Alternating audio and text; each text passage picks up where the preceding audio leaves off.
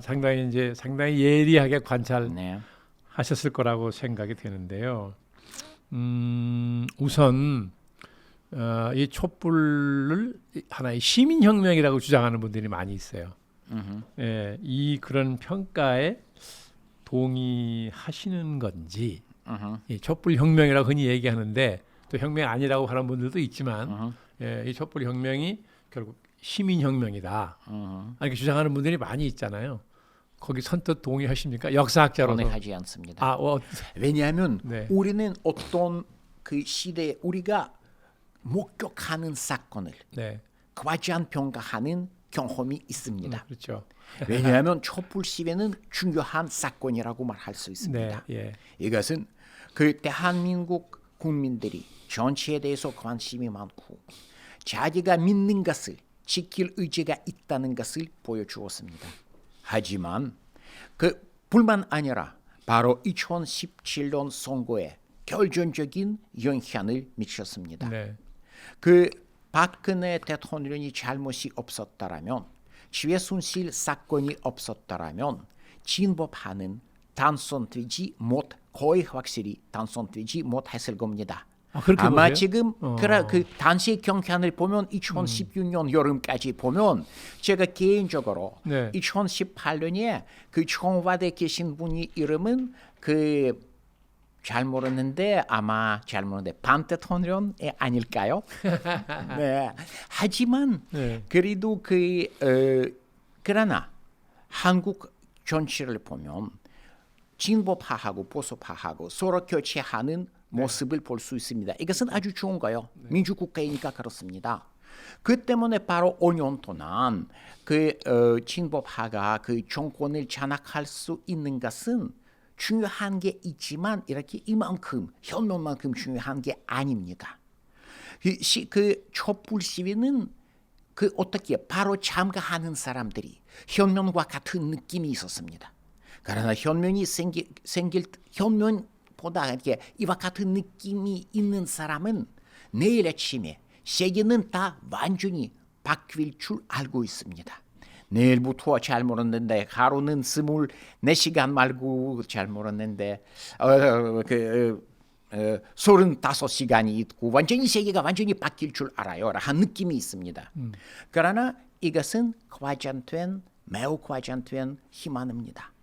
사실상 그 촛불 시위 때문에 바뀔 게 그리 많지 않다고 생각합니다. 이것은 아마 10년이나 15년 아마 20년 후에 지금 유치원으로 다니는 사람들이 그 촛불 시위가 무엇인지 그들 대부분이 무엇인지 모를 것 같습니다.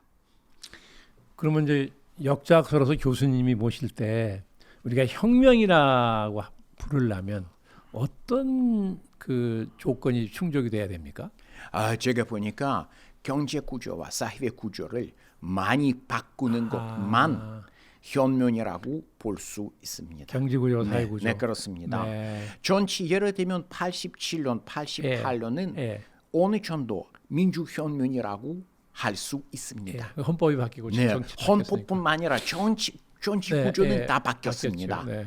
그러나 촛불 시위는 이만큼 중요한 게 결코 아닙니다. 알겠습니다.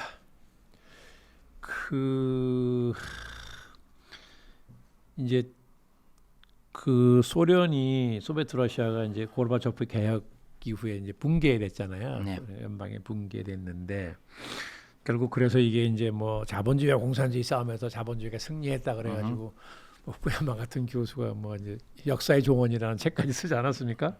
어쨌든 이 소비에트 러시아의 붕괴를 한마디로 얘기하면 결국 국가는 시장의 효율성을 이겨낼 수 없다. 이렇게 볼 수 있나요? 대부분 그렇습니다. 그러나 보다 더 복잡한가요? 네. 왜냐하면 불가피하게 소련식 국가 사회주의는 무너질 수밖에 없었습니다. 왜냐하면 말한 바와 같이 경제 효율성 문제입니다. 특히 장기적으로 경제 성장률을 유지할 수도 없었고 국민들이 소비 생활은 별로 좋지 않았습니다. 그러나 소련이 무너진 이유는 기본 이유는 바로 고르바초프 정책이라고 생각합니다. 우리는 두 가지 모델이 있지 않습니까? 중국 모델도 있고 네. 소련 모델도 네. 있습니다. 중국은 경제 부문에서 사실상 시장 경제, 네. 즉 자본주의 경제를 시작했을 때 그 정치 부문에서 그 개방이 있었지만 민주화가 없었습니다. 공산당은 여전히 권위주의 정책을 실시하고 있습니다. 네. 중국에서. 네. 그러나 소련은 그렇지 않았습니다. 소련의 경우 고르바초프와 그 측근들은 처음부터 경제 시장화보다 정치 민주화를 더 중요한 것이라고 생각하였습니다. 하지만 그들은 정치를 민주화하기 시작하자 소련 백성 대부분은 그 공산당 체제에 대해서 공산당 정권이 정당성에 대해서 심한 의심이 생겼습니다. 네. 결국은 정권이 무너졌습니다. 물론 소련은 다른 문제도 있었고 제일 큰 문제는 소수민족 문제입니다. 소수민족. 네, 제가 보니까 바로 소수민족 문제 때문에 민족 문제 때문에 소련은 영원히 살아남기가 어렵습니다. 왜냐하면 그 여러 다민족 국가니까 갈등이 갈수록 심해지고 있었습니다. 네. 하지만 제가 보니까 고르바초프 정권은 든소편 정권처럼 전체에서 민주화를 하지 않고 경제 부문에서만 시장화 정책을 시작했더라면 소련은 아마 또 10년이나 15년 아마 20년 동안 또 생존할 수 있었을 겁니다. 영원히 살아남기 어렵지만 또 오랫동안 이렇게 평균 수명이 길어질 수 있었습니다. 그러면 아까 이제 저 중국 모델 말씀하셨는데요. 이제 요새 이제 중국이 굴기하면서 차이나 모델이 이제 굉장히 많이 얘기가 됐잖아요. 쉽게 말하면 이제 정치적으로는 사회주의 일당 지배하고 경제적으로 자본주의를 도입한 거잖아요. 네, 그러니까 사회주의와 자본주의 결합. 이게 어떻게 보면 안 될 것 같은 걸 지금 이제 결합하고 있는 것처럼 보이잖아요. 이게 그 소비에트 러시아의 붕괴라는 데서 배워서 이렇게 된 걸까요? 네. 대부분 어느 정도 그렇습니다. 그러나 1980년대 소련하고 1980년대 중국하고 크나큰 차이가 있었습니다. 네. 소련은 교육 수준이 훨씬 높았습니다. 정치의식 수준이 훨씬 높았습니다. 당시에 중국에 거의 없었던 중산 계층이 소련에 있었습니다. 그들은 1980년대 한국 중산 계층처럼 정치 참여권을 요구하기 시작했습니다. 저도 운동권 학생 출신이니까 그 잘 기억합니다. 80년대 말. 중국에서 당시에 1980년대 중국 인구 대부분은 농민들입니다. 그렇죠. 그들은 정권에 대한 공포도 많고 정치 의식이 별로 발전되지 못하고 특히 문화 혁명 때문에 진짜 공포가 아주 많았습니다. 소련은 그렇지 않았습니다. 그 당시의 소련 지식인들은 소련 노동자들은 중산 계층은 그냥 경제뿐만 아니라 정치 변화를 요구하기 시작했습니다. 역설적으로 그 사람들 가운데 지금 그 민주화를 후회하는 사람들이 많이 생겼습니다. 그렇다고 그러네요. 네, 예를 들면 잘 아신 바와 같이 권위주의 경향이 심한 푸틴 정권에 대한 지지율은 전례 없이 높습니다. 기본적인 이유는 무엇일까? 그들이 희망하는 그 어떤 천국과 같은 생활법 때문에 생활이 아니라 그 1990년대 혼란 시대가 왔습니다. 그들이 희망했던 게 무엇일까? 공산당 독재가 무너지자 우리는 어떤 독일이나 프랑스처럼 자유롭게 풍요롭게 사는 나라가 될 것입니다. 사실은 그렇지 않았습니다. 사실상 혼란에 빠졌습니다. 소련은. 즉 그 때문에 실망이 많은 사람들은 대부분입니다. 그럼에도 불구하고 1980년대 소련이 높은 교육 수준 등 여러 이유 때문에 중국식 모델, 즉 그 어떻게 민주화가 없는 권위주의 체제를 유지하는 모델을 하지 못했습니다. 그렇다면요. 지금 이제 차이나 모델이 정치적으로는 일당 지배, 경제적으로는 자본주의 시장 경제에 도입한 이 차이나 모델이 이 지금은 상당히 효율적으로 성공적으로 보이긴 하는데 아까 말씀하신 그런 중산층 요인 하나만 놓고 보더라도 네. 중국도 이제 그 네. 빠르게 생길 거 아닙니까? 중산층이 교육 수준이 높아지고 그렇게 본다면 지금 얘기하는 차이나 모델이 꼭 성공한다고 보기 어렵지 않을까요? 성공했습니다. 그러나 중국 모델은 매우 중요한 한계가 있습니다. 네. 중국이란 나라 무엇입니까? 제가 보니까 지금 등소편 시대, 등소편 이후 중국은 매우 대표적인 개발 독재라고 할 수 있습니다. 그렇죠. 이 입장에서 보면 1970년대 남한, 예. 박정희 시대 남한, 아니면 장개석 시대 대만, 예. 아니면 이광유 시대 싱가포르와 매우 비슷합니다. 그렇게 볼 수 차이는 있죠. 무엇입니까? 네. 중국은 공산주의란 간판을 내걸고 있습니다. 대만이나 한국은 자유민주주의란 간판을 네. 내걸고 있었습니다. 그러나 70년대 유신 독재 시대 한국은 단순히 민주국가가 아니었습니다. 그렇죠. 지금 90년대 중국도 공산권 국가가 아닙니다. 이것은 말로만 사실상 개발 독재는 무엇일까? 경제에서 시장 경제를 개발하고 정치에서 권위주의적 수단으로 국내 안전을 유지하는 원칙입니다. 그러면요, 차이나 모델하고 좀 다르면서도 비슷한 점이 있는 것이 전 북유럽 모델이라고 보는데. 네. 그러니까 뭐 정치적으로는 뭐 민주주의 그죠? 다당제도 하고 내각제도 하고 그러는데 경제적으로는 뭐 시장 경제 하지 않습니까? 근데 그런 북유럽도 자본주의하고 어떻게 보면 상당히 사회주의적인 요소가 있는 거잖아요. 네. 민주사회주의라고 네. 뭐 부르든 어떻게 하든. 그래서 최근에 보면 우리 한국의 이 진보 세력들이 특히 지금 이제 집권하고 있는 세력과 가까운 그런 세력들이 이 북유럽 모델에 대해서 굉장히 매력을 느끼는 것 같아요. 뭔가 한국도 그냥 지금 같은 소위 정치적 자유민주주의, 경제적 자본주의 시장 경제 가지고는 이런 심각한 불평등을 그죠? 예, 막을 수 없다.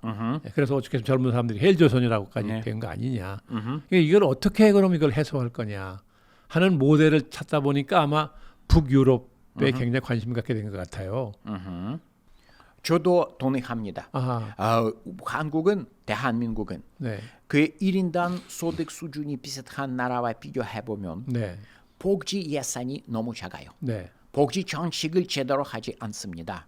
저도 개인적으로 북판 유럽 모델을 좋아합니다. 하지만 우리는 북판 유럽에 대해서 북판 유럽 모델을 높이 평가할 때도 그의 잘못을 알아야 합니다. 아, 제일 큰 잘못은 무엇일까?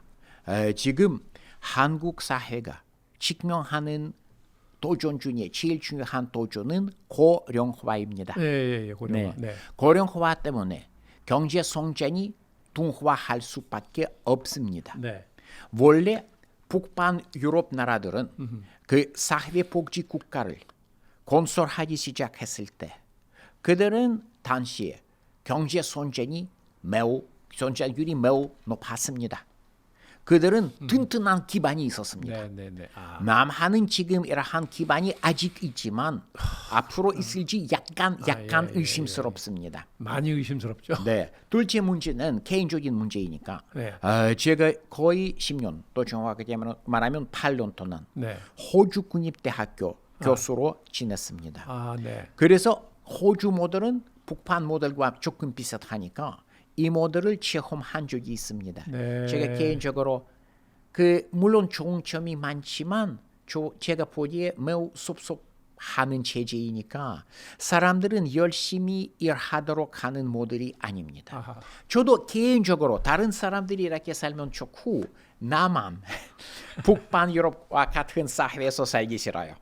대부분 사람들이 살고 싶은 사회라는 것을 알고 있습니다. 네. 저도 대한민국은 스웨덴이나 노르웨이와 조금 비슷해지면 좋다고 생각합니다. 그러나 한 것은 어느 정도 가능할지 모릅니다.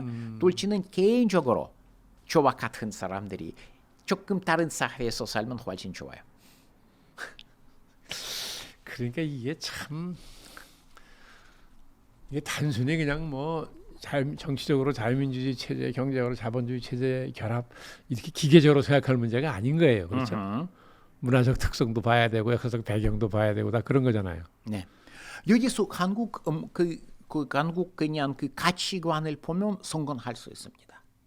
북방 유럽 사람들처럼 네. 한국 사람들이 책임감이 많이 있습니다. 집단 의식도 있습니다. 네. 그 여기에서 비리 문제, 부정법 해 문제가 원래 있었지만 요즘에 많이 좋아졌습니다. 이것을 감안하면 스웨덴과 같은 그냥 사회 민주 국가를 만들 수 있다고 생각됩니다. 그러나 다른 입장에서 보면 벌써 말씀드린 바와 같이 고령화가 네. 인구 고령화가 철회할 것 같은 그 경제 성장률 둔화 때문에 그 튼튼한 기반이 있을지 모릅니다. 글쎄 그렇네요. 근데 우리가 이 고령화 사회라는 것은 과거에 경험해 본 일이 없잖아요. 네. 그렇죠? 이 처음 겪는 일이라서 네, 우리가 뭐 본받을 모델이 있는 것도 아니고 없습니다. 예. 선본자입니다. 유감스럽게도 한국은 그러게 말이에요. 선본자입니다. 그런 점에서는 참 이게 굉장히 걱정스럽네요. 어떻게 보면 우리가 모델을 만들어내야 될 것 같은데. 네, 네, 네. 선본자가 됐습니다.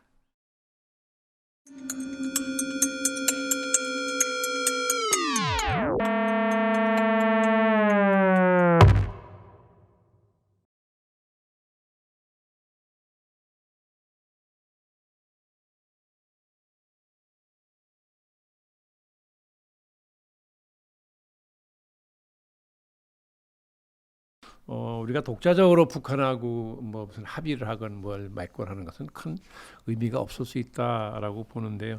어쨌든 이게 무슨 비극이냐? 결국은 강대국의 힘과 힘이 부딪히는 지역에 있는 나라라는 것 때문에 그런 거 아닙니까? 네. 최근에 뭐 저기도 크림반도 사태 네. 때문에 우크라이나 국민들이 겪은 고통이라는 게 뭐 그런 거 바로 아닌가요, 그죠?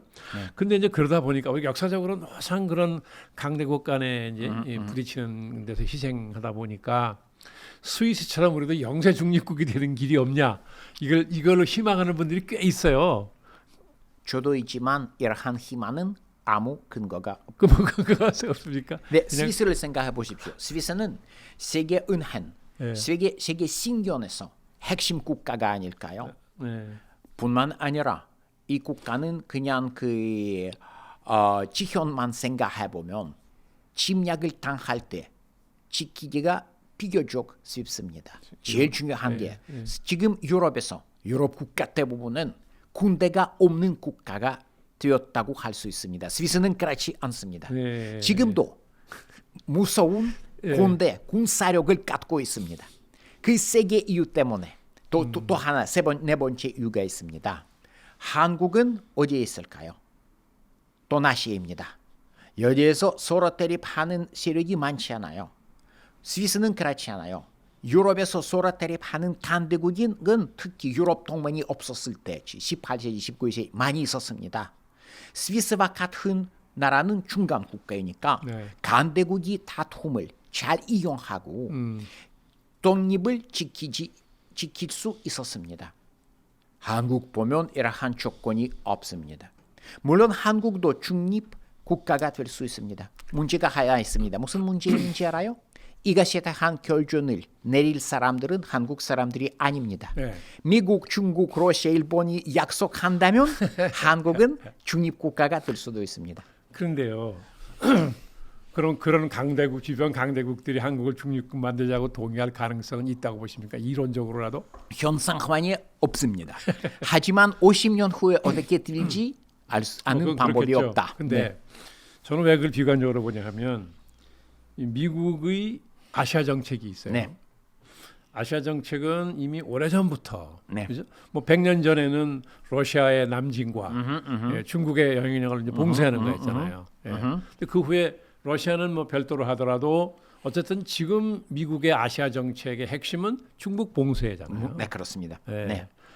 그래서 그러고 중국은 또 동북아에서 일단 미국을 대신한 세력이 되겠다는 것이고 네. 결국 미중 간의 갈등이라는 것은 미소 간의 갈등하고는 물론 성격이 다르다고 하더라도 결국 동북아에서 헤게모니를 놓고 다투는 거는 뭐 굉장히 치열할 거라고 보는데 예, 그렇기 때문에 결국 미중 관계가 대결 관계로 가는 한 해교분이 싸움이 지속되는 한 한반도 평화라는 게 있을 수 있느냐 현실적으로. 어렵습니다. 왜냐하면 제가 개인적으로 네. 그 중미 대립은 네. 정전까지 이루어질 수 없다고 생각합니다. 왜 그럴까요? 경제 관계 때문입니다. 네. 양식은 정치보다 네. 경제를 중요시하고 양식은 그냥 그들이 상호 의존도가 매우 높습니다. 네. 예. 하지만 그들은 직접적으로 싸우는 것보다 주변 국가에서 싸울 수도 있고 대립할 수도 있고 그렇죠. 그 주변 국가의 정치에 많이 간섭할 수 있습니다. 사실상 한국 전쟁은 원래 한국 국내 전쟁으로 시작했지만 1950년 말부터 기본 성격은 바로 중미 전쟁입니다. 네. 한국 땅에서 싸우는 중미 전쟁이다. 네. 이것은 매우 위험한 교훈입니다. 그래서 솔직히 말해서 제가 쉬운 대답이 없습니다. 그 좋아하든 싫어하든 그 한국은 바로 지금 그 중미 대립 대립이 생길 수 있는 지역 중에 하나입니다. 그래서 그 때문에 물론 그 여러 가지 어려움을 겪을 가능성이 있습니다. 반대하는 방법이 있을지 모릅니다. 왜냐하면 지금 제가 보니까 미국과의 군사 동맹은 가치가 많이 있습니다. 네. 그러나 바로 그 군사 동맹 때문에 한국도 그 중미 대립에 흡수될 수 있습니다. 어쩔 수밖에 이것은 없죠. 문제입니다. 그렇죠. 그러나 그 사실상 군사 동맹이 하루 아침에 없어진다면 보다 더 어려운 상황일 것입니다. 그렇죠. 근데 이제 국내에 이제 진보 세력이라고 우리가 부르는 분들 중에는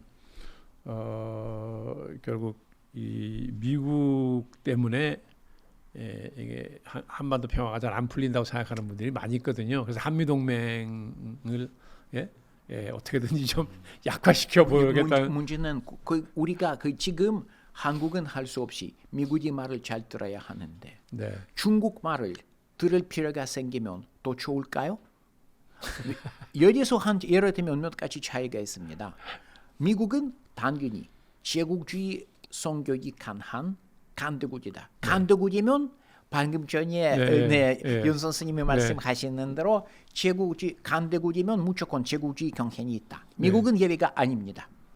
중국도 비슷합니다. 그러나 미국은 제국주의 성격이 강한 정책을 할 때도 무역, 경제 교류를 보통 많이 통제하지 않습니다.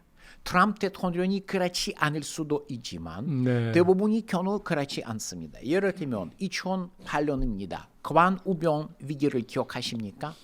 관우병 위기 대상은 당연히 미국이었습니다. 네. 중국을 대상으로 하는 어떤 이와 같은 대규모 운동이 시작했더라면 어떻게 됐을까요?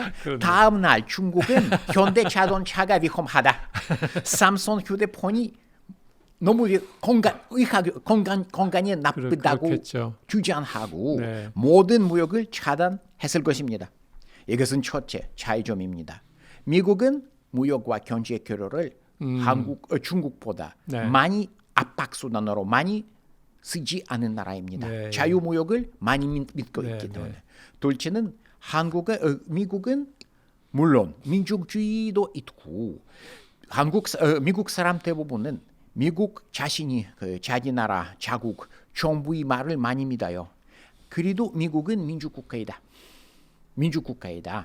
민족주의는 있기는 하지만 그리 심하지 않습니다. 중국은 민족주의가 매우 강한 나라입니다. 중국 사람 대부분은 이웃 나라에 대해서 이와 같은 패권 정치, 지배 정치, 압박 정치를 하는 것은 중국이 권리라고 생각합니다. 근데요. 반대하는 목소리가 별로 없어요. 근데 이제 중국 자신은 최근에 이제 경제력이 커지면서 군사력을 급격히 좀 팽창시키고 있잖아요. 강화하고 있잖아요. 근데 그러다 보니까 주변국 각 약소국들이 중국의 군사력 팽창에 대해서 다 이제 두려움을 갖게 되고 미국이 또 그걸 적절히 이용하는 측면이 있고 그러다 보니까 중국 사람들 스스로 중국은 전통적으로 주변 약소국가를 대하는 방식이 서구 제국주의하고는 달랐다는 걸 주장하잖아요. 그죠? 들어가서 남의 나라 식민지를 강탈해서 식민지를 네, 만들어가지고 네, 네. 자기네 체제를 강요한 일도 없고 뭐 물자를 약탈한 일도 없다. 이른바 소위 천하 체제라고. 교수님이 아시아 역사를 전공하셨으니까 이른바 천하 체제라는 거는 강대국과 주변 약소국이 같이 잘 살자는 주의다. 이렇게 얘기를 했다고요. 그래서 지금 중국이 군사적으로 굴기를 해도 이웃 나라가 위협을 느낄 필요가 없다. 이렇게 주장을 했거든요. 네. 교수님은 표정이 동의 안 하시는 것 같은데. 미국도 같은 얘기를 하지 않습니까? 미국 사람 대부분은 미국이란 나라에 그 원래 식민지가 없었다고 주장합니다. 필리핀밖에 사실이요. 그렇죠. 그러나 역사적으로 말하면 중국이 식민지를 하지 않고 이웃 나라를 침략하지 않다는 이야기는 아마 베트남 사람들에게나 티베트 사람들에게 몽골 사람들에게 하시면 좋겠습니다. 그들이 반응을 보시길 바랍니다. 특히 베트남 사람은 좋아요. 그러나 베트남, 티베트도 좋고 몽골도 좋고 지금 나라도 없는 우이구르 사람들도 좋아요. 인도도 좋지. 그러니까 한마디로 결국 이제 정도의 차이는 있으나 미국이나 중국이나 당연히. 강대국이고 물론이요. 따라서 제국이다. 물론이요. 따라서 제국주의 물론이요. 속성이 있다.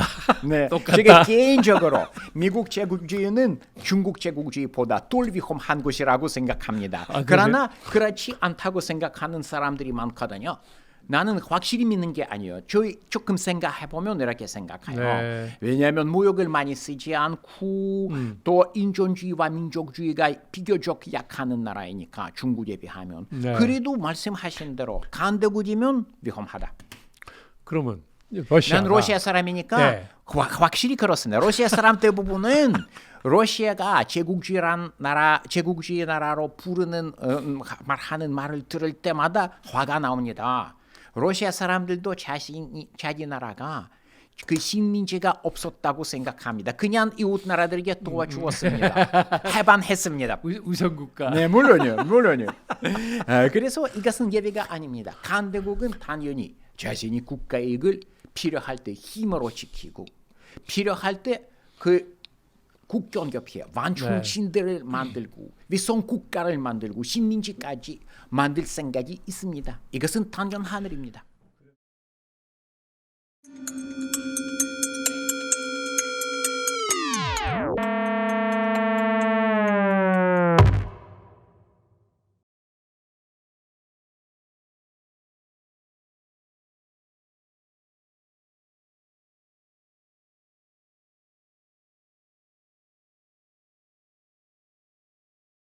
그 선생님이 쓰신 그 리얼러스 코리아라는 책에 보면 북한의 체제라는 게 장기적으로는 존속이 불가능하다. 예, 그렇지만 그렇다고 단기적으로 어떻게 해볼 수 있는 방법이 있는 것도 아니다. 여기에서 예, 그렇게 말씀하셨어요. 장기적으로는 존속이 불가능한 건 분명한데 그렇다고 단기간 내에 어떻게 해볼 수 있는 방법이 있는 것도 아니다. 그런 말씀하셔서 저로서 읽어보면서 수긍하면서 참 답답한데 그럼 우리는 그냥 뭐 세월 가기만 이건 뭐 기다려야 되냐? 남이 어떻게 해주길 바라는 거냐? 또 근래에 흔히 이제 이 뭐 미중 간에 합의만 하면 리짐 체인지가 가능해서 어느 시점에 가면 북한이 핵을 끝까지 고집을 하고 미도 중국도 아무리 압력을 넣고 설득해도 북한이 끝까지 안 들을 때는 결국 최후 수단으로 미중이 합의해서 북한 정권을 바꾸는 뭐 이런 위심 체제까지 뭐 그런 얘기가 나오잖아요. 이게 어느 정도가 현실 가능성이 있다고 보세요? 제일 처음에 그 중미 합의서에서 그 정권 교체가 가능한 것이 아니라고 생각합니다. 왜 그럴까요? 네. 미국도 중국도 북한 군의 정치에 필요만큼 영향을 미칠 수 없기 때문입니다. 없다. 사실상 그 1950년대 말 바로 56년 8월 사건 이후 김일성 정권은 중국이나 소련과 가까운 관계가 있었던 사람들을 거의 다 숙청시켰습니다. 예, 맞습니다. 그때부터 그 국가 보위선을 비롯한 북한 치안 기관, 북한 북한 치안 기관이 기본 과제 중에 하나는 미국이, 네. 한국이, 특히 소련, 러시아와 특히 중국이 그 영향을 가로막는 것입니다. 지금 북한 엘리트 계층에서 중국과 이만큼 가까운 관계가 있는 사람들이 없다고 생각됩니다. 예를 들면 장선택 사건 이유 중에 하나는 장선택과 그 측근 일부가 중국과 너무 가까워져서 그렇다고 생각됩니다. 그래서 미국도 중국도 북한 국내 전체에 이만큼 심하게 간섭하지 못하고 정권 교체를 하는 방법이 전혀 보이지 않습니다. 물론 방법이 있는데 어떻게 그냥 군사 작전입니다. 이라크처럼. 그러나 내부에서 그들은 정권 교체를 이루지 못할 것입니다. 또 말씀하시니까 제가 장기적으로 북한 체제가 생존할 수 없다고 하셨습니다. 이것은 제가 10년 전에, 8년 전에 생각했던 것입니다. 바로 책을 썼을 때 이것은 바로 김정은 시대가 시작했기 전에 쓰던 책입니다. 지금 김정은 정권이 정책을 보면 생각이 조금 바뀌었습니다. 아, 그래요? 제가 보니까 북한이 장기적으로 생존할 가능성이 높지 않아도 있습니다. 왜 그럴까요? 지금 김정은 정권이 개방이 없는 개혁을 실시하고 있습니다. 바꾸어 말해서 그 경제 부분에서 장마단을 중심으로 하는 시장화를 많이 추진하고 있습니다. 동시에 정치 부문에서 아무 자유화가 없습니다. 반대로 옛날보다 주민들에 대한 감시와 단속, 특히 쇄국 정책을 많이 강화했습니다. 예를 들면 지난 몇 년 동안 북한에서 남한 드라마, 남한 영화 보기는 많이 위험해졌습니다. 보는 사람들이 여전히 있지만 옛날만큼 안전한 게 아닙니다. 탈북자들이 많이 줄었습니다. 줄었던 이유는 몇 가지 있는데 그 중에 하나는 국경 경비가 매우 엄격합니다. 전례 없이 엄격합니다. 그래서 지금 김정은 정책이 무엇입니까? 국내에서 사실상 자본주의 경제로 바꾸고 있습니다.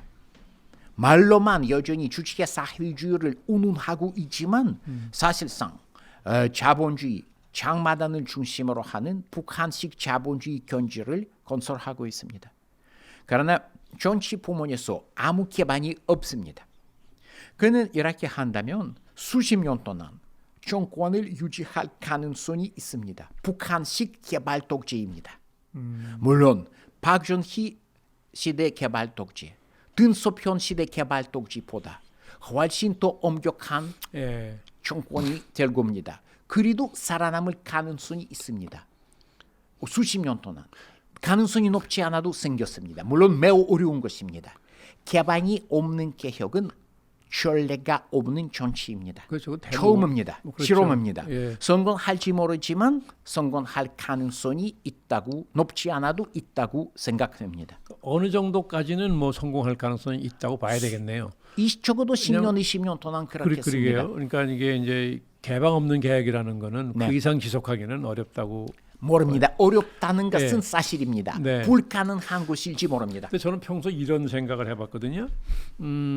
북한 같은 전체주의 체제라 하더라도 그 체제가 수십 년을 버티는 데는 순전히 어떤 강제력만 가지고 탄압을 해서만 버틸 수는 없다. 물론요. 결국 설득과 강제의 균형이라는 말 있잖아요. 그 인민을 설득을 상당 부분 해야만 강제력이 먹히는 것이지 강제력만 가지고는 안 된다고 저는 봤거든요.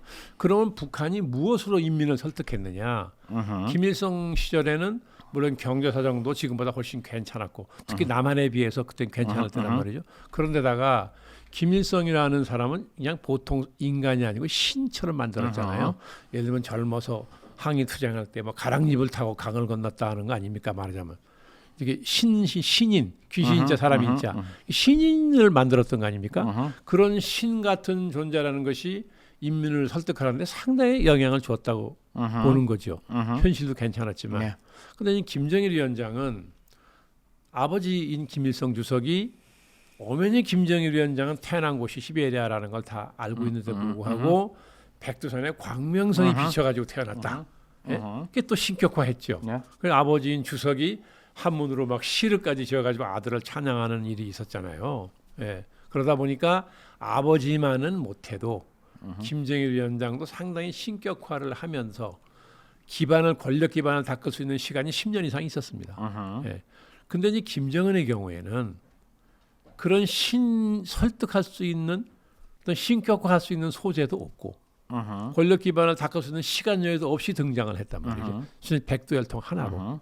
그러면 저 3대 세습이 인민들에게 장기적으로 정당성을 인정받으려면 결국은 뭐로 설득할 수밖에 없느냐? 민생 해결밖에 없는 거죠. 국민 생활의 향상밖에 없는 거 아닌가요? 네. 예. 저는 그렇게 봤기 때문에 저는 김정은이가 등장할 때 그런 이유 때문에 김정은은 자기 할아버지 아버지하고는 다른 노선을 갈 수밖에 없을 것이다. 네. 그래서 상당히 좀 유연해질 거라고 봤거든요. 네, 그랬는데 장성택 자기 고모부를 그렇게 막 무자비하게 수청하는 걸 보면서 내가 너무 환상적인 생각을 했나 그런 생각을 잠깐 해봤는데요. 그 북한 실상에 관해서 아까 교수님 말씀을 들어보니까 장마당에 우리가 알고 있는 것보다 훨씬 더 활성화되어 있는 모양이고 또 최근에 북한을 다녀온 사람들 말 들어보면 겉으로 보기에도 사는 모습이 과거보다 현저히 좋아졌다는 거거든요. 네. 그렇게 보면 김정은 위원장이 나름대로 민생을 좀 먹고 사는 문제를 낫게 만들어서 설득력을 가질 수 있을 텐데 그게 얼마나 그 상태로 오래 갈 수 있겠느냐. 결국 가다 보면 점점 이제 이 시장마당이 보편화돼 버리면 그만큼 결국 인민들로부터 이제 자유에 대한 욕구가 생길 거 아닌가요? 그럴 것 같습니다. 그러나 속도는 얼마 정도 빠를지 알 수 없습니다. 또 아주 중요한 게 있는데 엘리트 계층이 태도입니다. 엘리트 제도. 왜냐하면 북한 엘리트 계층은 비상구가 없습니다. 우리는 예를 들면 구소련을 비롯한 공산권 국가를 보면 공산주의 체제가 무너진 다음에 원래 공산당 간부들 국가보위부직의 어떤 치안기관 간부들, 군인들이 어떻게 됐을까요? 압도적으로 특권과 권력을 유지했습니다. 그렇다고 그러네요. 지금 그 구소련 출신 국가는 15개였는데 제가 작년에 조금 계산하는데 그 15개 국가에서 그 원래 소련 시대 간부와 아무 관계가 없는 최고 지도자 수산이나 존이나 그 대통령 3명뿐입니다. 그러나 북한은 그렇지 않습니다. 북한 엘리트 계층은 북한 체제가 무너지자 흡수 터널이 올 수 있다고 생각합니다. 그렇겠죠. 그 생각은 흡수 터널의 경우 그들은 권력을 유지할 희망조차 없습니다. 그래서 그들의 생각은 무엇일까? 비상구가 없다. 그들은 개인적으로 김정은을 싫어할 수도 있지만 음모와 같은 게 할 가능성이 별로 없습니다. 그들은 같은 잠수함을 타고 있습니다. 그렇죠. 잠수함에서 도망칠 방법이 없다. 그래서 그들은 당연히 지금 김정은 정책을 반대하지 않아요. 하지만 우리는 세계 역사를 보면 세계 현면 역사를 보면 현면을 초래한 것 중에 그냥 국민들이 불만뿐만 아니라 엘리트 계층 내부 갈등도 있어야 됩니다. 북한에서 이러한 갈등이 불가능한 일이 아니지만 그 가능성이 높지 않아요. 그러면 이게 김정은 체제가 생각했던 것보다는 조금 수명이 길 수도 있겠네요. 김정은 자신 나이가 엄청 젊잖아요. 그래도 아주 좋아요. 저도 원래 그는 후계자가 됐을 때 조금 놀랐습니다. 완전히 이름조차 잘 모르는 사람은 젊은 사람, 조금 이상하게 보이는 사람이니까 왜 그럴까요? 지금 이유를 알 수 있습니다. 능력이 있습니다. 능력이 있다고. 한동안은 뭐 미추광이라고 보는 사람도 있었고 뭐 그랬는데 네, 우리 한국 내에서도 뭐 교수님 잘 아시겠지만 이제 이 핵과 미사일을 가지고 미국하고 게임하는 걸 보면서 우리가 생각했던 것보다 상당히 스마트한 사람 아닌가? 아주 스마트해요. 아주 똑똑한 사람이에요. 아 그렇습니까? 네, 보십시오. 그는 그 기본 목적이 무엇일까? 쉽게 말하면 자연사입니다. 자연사. 늙을 때까지 네. 살아 있고 늙을 때까지 권력을 유지하는 목적이에요. 자기 아버지하고 네, 할아버지처럼. 할아버지와 아버지도 할아버지도 같은 목적입니다. 네, 네. 그래서 그를 죽일 수 있는 세력은 어디에 있습니까? 세 가지입니다. 하나는 미국을 비롯한 외부 세력입니다. 네. 미국이든 중국이든 무서운 이웃 나라들이에요. 네. 그들을 억제하기 위해서 핵을 개발하기를 결정했습니다. 둘째 세력은 백성들입니다. 네. 백성들이 지지를 얻기 위해서 말씀하신 바와 같이 개방이 없는 개혁을 시작하고 생활 수준 향상을 이루었습니다. 네. 셋째는 음모입니다. 제가 조금 전에 말씀을 드린 바와 같이 그 엘리트 계층은 비상구가 없기 때문에 음모를 할 가능성이 그리 높지 않은 것처럼 보입니다. 그러나 그는 사실상 인민군에 대한 우려가 매우 많습니다. 잘 아신 바와 같이 네네네. 그 고급군은 숙청도 많고 초현도 많고 네. 계속 바꾸고 있습니다. 네네. 기본 이유는 무엇일까? 그들이 음모를 할 수 없도록 하는 정책입니다. 매우 똑똑한 정치입니다. 나는 그 젊은 사람을 보니까 네. 그는 아마 수십 년 동안 나라를 통치할 가능성이 없지 않다고 생각합니다. 아 능력으로도. 네. 네.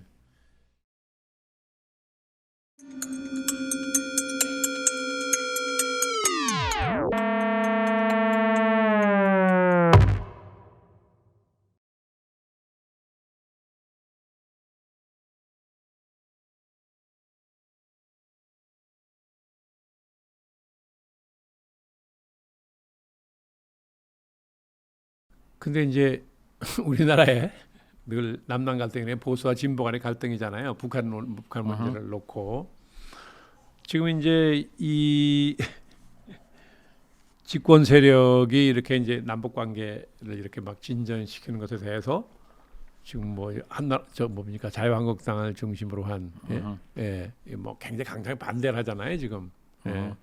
그렇긴 하는데 이명박 박근혜 두 정권 9년이죠. 정권 동안에 이 문제를 워낙 많이 일으켜가지고 이 보수 세력에 대한 국민들의 혐오와 불신이 굉장히 강해졌어요. 그래서 정권도 자연스럽게 이제 문재인 정권 들어선 거 아닙니까? 그 세력이 지금 이제 남북 관계를 끌고 가는데 뭐 보수의 몰락이라고 스스로 보수 세력이 얘기할 만큼 지금 보수 세력이 약화됐다고요. 임시적으로. 일시적으로 이것이 향후 남북 관계에 어떤 영향을 줄까라고 보시죠? 주의 희망은 당연히 제2차 해협 정책입니다. 해협 정치입니다. 문제는 미국 때문에 불가능합니다. 네, 그래서 적어도 가능한 한만이 남북 남북한 긴장감을 완화하려 노력해야 합니다. 남북 간의 긴장. 별 의미가 없는 스포츠나 인간 교류라고 해도 도움이 될 겁니다. 그러나 해협 정책을 생각하면 제가 보니까 해협 정치가 왜 좋을까요? 몇 가지 이유가 있습니다. 하나는 해협 정책은 북한에서 평화를 매우 많이 도와주는 것입니다. 해협 정책이면 교류가 있다. 교류 때문에 북한 사람들은 남한 사람들을 가끔 볼 수 있습니다. 그들이 입은 옷을 보고 그들이 피부까지 보고 그들이 물론 키가 크고 이 사실을 보니까 북한 사람들은 남한이 진짜 모습을 보다 더 잘 볼 수 있습니다. 뿐만 아니라 교류와 특히 개성공단처럼 같이 일하는 공간에서 그 북한 노동자들은 새로운 기술을 어느 정도 배울 기회가 있습니다. 그들은 어느 정도 술론 노동자가 될 수 있습니다. 그래서 정치적으로 외부에 대한 지식은 북한 군내에 들어가서 그 때문에 북한 주민들은 자신의 생활에 대한 불만을 느끼고 김정은은 비롯한 북한 엘리트 계층이 압박을 가할 것입니다. 우리도 남한처럼 살아야 된다. 결국은 북한 정권이 보다 또 빠른 속도로 개혁을 할 수밖에 없을 겁니다. 이것은 매우 바람직한가요? 그렇지 않으면 당연히 북한에서 혁명이 일어날 가능성도 높아질 겁니다. 이것은 별로 좋은 게 아니지만 네. 나쁜 것도 아닙니다. 그래서 이러한 것입니다. 둘째는 바로 그 새로 배운 기술 때문에 북한은 개발 독재가 될 경우에도 흡수 통일이 이루어질 경우에도 보다 더 잘 사는 지역이 됩니다. 바로 지금 배워야 합니다. 뿐만 아니라 매우 바람직한 게 물론 불가능한 일이지만 네. 나중에 가능할 것이 네. 가능할 수 있을지 모르지만 희망이 있습니다. 남한은 북한에서 인프라 개발을 많이 해야 합니다. 네. 고속도로, 도로 건설, 네. 철도 네. 건설은 해야 합니다.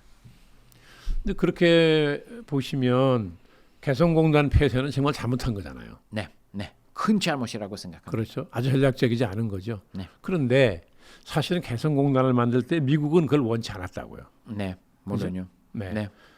굉장히 경계를 많이 했고. 예. 근데 이제 폐쇄하고 나서 지금은 우리가 개성공단을 다시 가동하려고 그러면 미국이 강력히 반대한다는 거 아닙니까? 반대할까요? 불가능. 미국은 왜 그걸 강력히 반대합니까? 제재 때문입니다. 지금 미국은 특히 트럼프 대통령은 네. 북한이 미국 대륙을 공격할 수 있는 미사일 개발은 절대 안 되는 일이라고 생각합니다. 그러나 이와 같은 일을 가로막는 방법이 무엇일까? 물론 무력 사용입니다.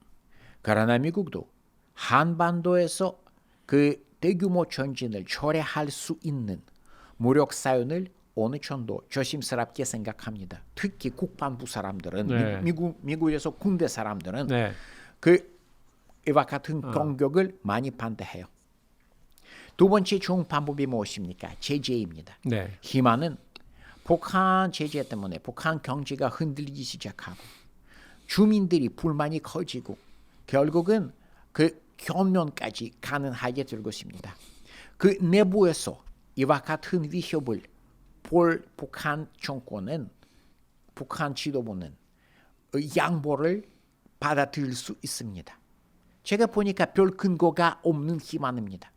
북한 체제가 흔들리기 시작할 경우에도 북한 정부는 핵 개발을 포기하지 못할 것입니다. 네. 하지만 이 사실을 제대로 잘 모르는 미국 측은 당연히 체제에 대해서 희망이 많아요. 이 입장에서 보면 개성공단은 무엇일까? 체제를 파괴하는 hand리뿐입니다. 구멍이지, 구멍. 네.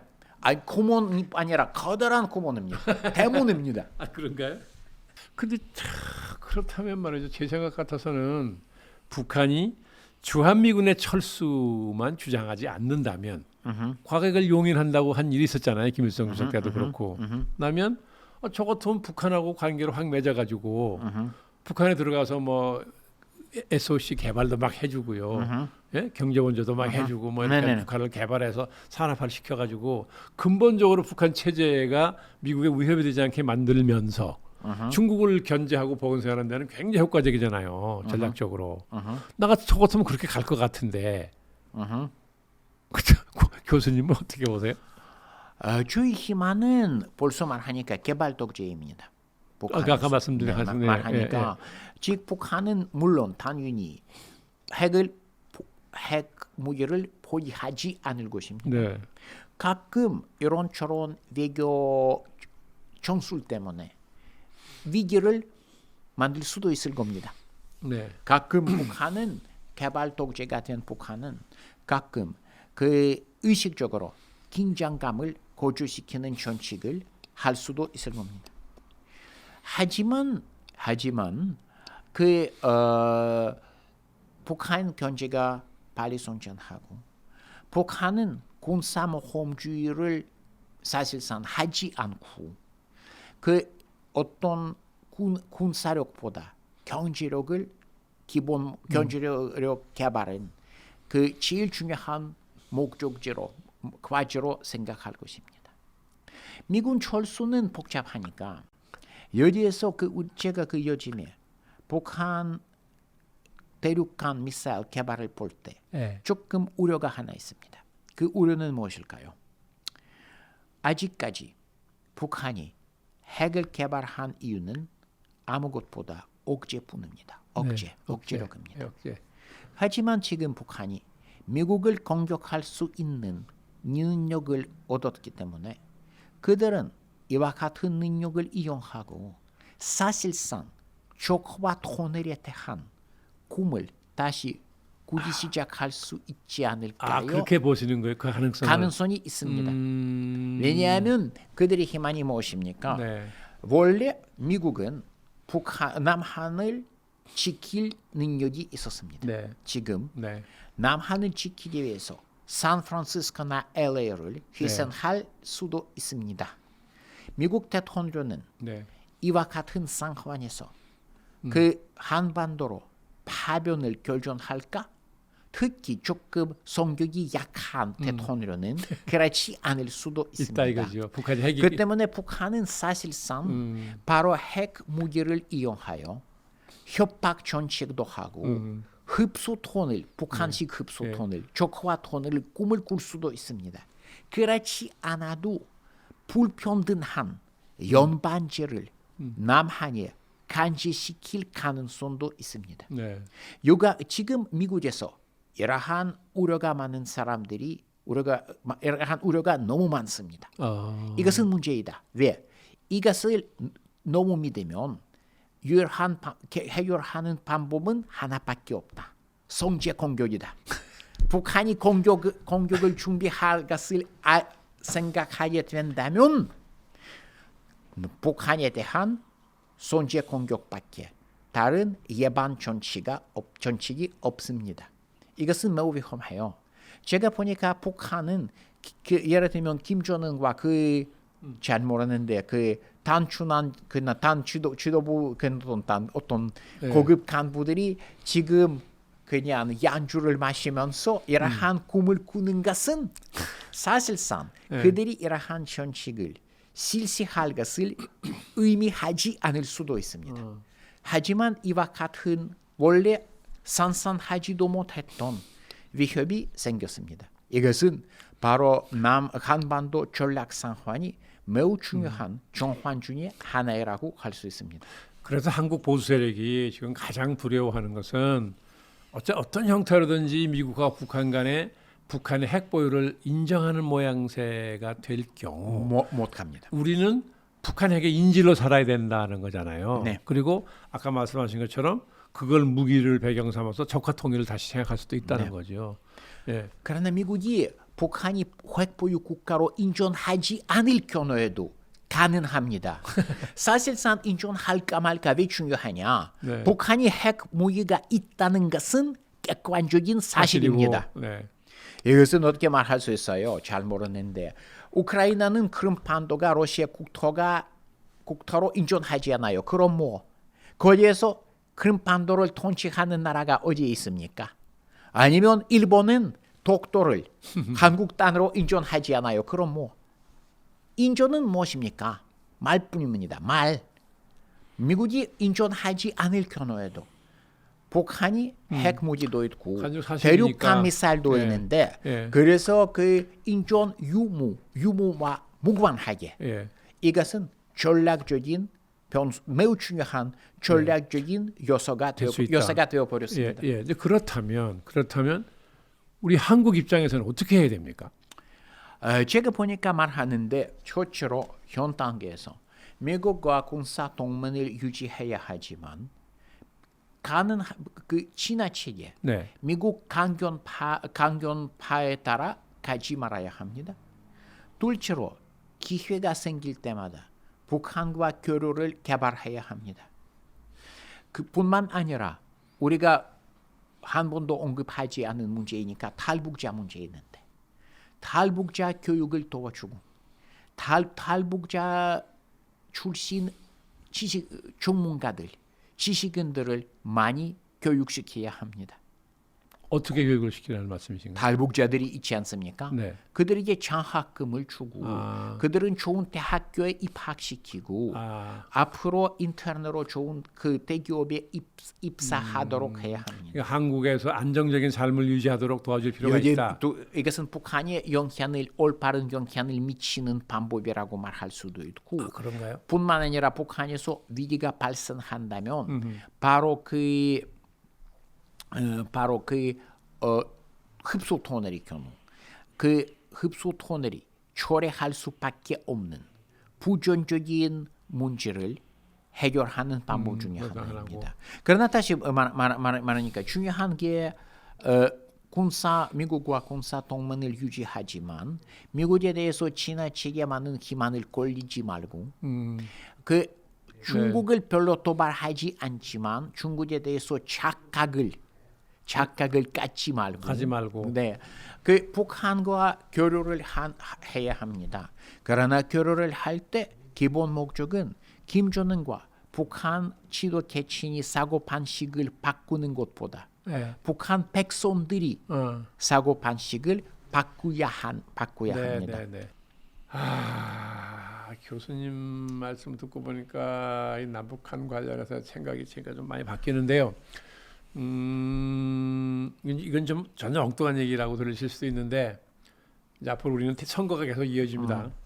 그리고 지금 이제 문재인 대통령은 지금 이제 뭐 현직 대통령이지만 그 이후의 대통령을 바라보고 지금부터 열심히 움직이는 정치자들이 있죠. 저는 최소한 대한민국의 대통령이 되고자 하는 사람은 이 민족 문제, 남북한 문제죠. 남북한 문제에 관한 어떤 자기 구상이 있어야 된다. 자기 구상이. 네.